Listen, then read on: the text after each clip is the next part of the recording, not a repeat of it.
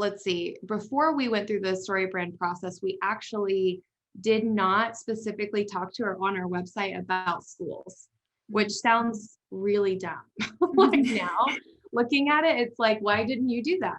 We had 95% of our customers were schools, and yet we weren't even referring to schools on our website because we wanted to be able to attract also hospitals, and we wanted to attract other facilities that had childcare as a part of it, like museums or anywhere that children played, basically, is what we wanted to get to.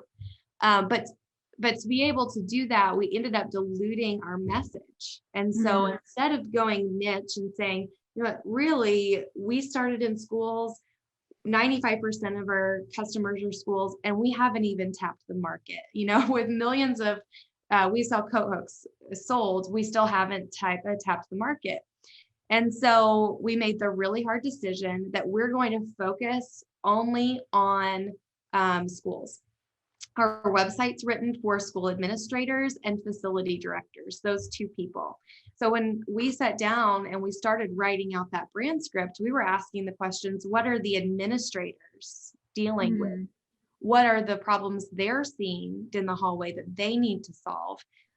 For the facility directors, we were saying, because these are the decision makers in the school, I'd love to talk to teachers because talking to teachers is fun. But they don't all the time, they don't make the decisions on the type of equipment that's in the school. Typically, they don't choose what type of desks and chairs they have. And we fall in that type of category. And so there's always a person making a decision, and that's who you have to be talking to. When we did that on our website, when we made it super specific, we grew, and we use the entire StoryBrand framework on our website, grew 417% in online revenue.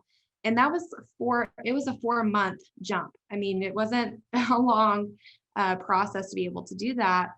And then every year since, we've grown every single year based off of those changes that we've made. And we've been super specific on, we serve schools.